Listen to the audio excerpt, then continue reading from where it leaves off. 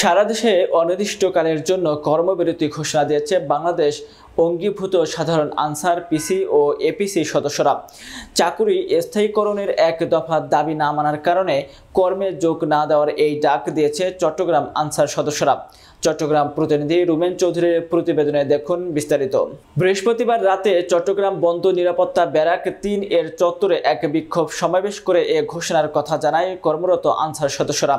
বিক্ষোভ সমাবেশে আনসার পিসি ও এপিসির সদস্যদের পক্ষে সমন্বয়ক আনসার সদস্য মোহাম্মদ জামান ও মোহাম্মদ মোবারক খলিফা ঘোষণা করে বলেন, বিগত ১১ তারিখ থেকে এক দফা যে দাবি দিয়ে আসা হচ্ছে তা এতদিনেও ফলস্বরূপ কোনো কিছু না হওয়াতে অনির্দিষ্টকালের জন্য কর্মবিরতি থাকবে আনসার বাহিনী।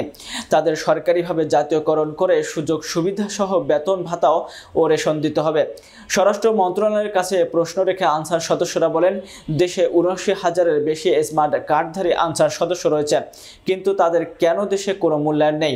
অভিযোগ করে বলা হয়, অন্যান্য বাহিনীর ন্যায় ট্রেনিং ও পরিশ্রম করেও এই বাহিনীটি সরকারি সকল প্রকার সুযোগ সুবিধা থেকে বঞ্চিত।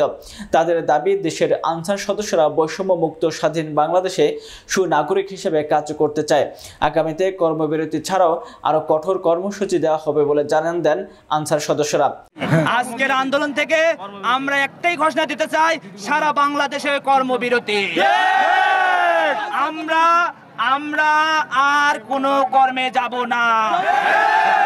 আমরা বাংলাদেশের প্রত্যেকটি জায়গায় যেখানে আনসার সদস্য আছে আর কেউ ডিউটি করবে না।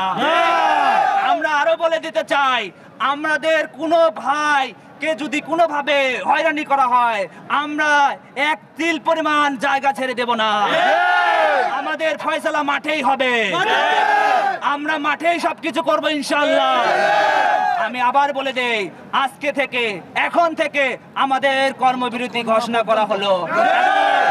এখন যতক্ষণ না পর্যন্ত আমাদের কাছে আমাদের প্রধান উপদেষ্টা মহোদয় আমাদের কাছে না আসছেন, ততক্ষণ পর্যন্ত আমাদের কর্মবিরতি চলবে। আর যদি তারা না আসেন, তাহলে আমরা বলতে চাই, আমাদের এই আনসার বাহিনীকে আপনারা বিলুপ্ত করে দেন। আমরা সাধারণ আনসার থাকতে চাই না, আমাদেরকে বিলুপ্ত করে দেওয়া হোক।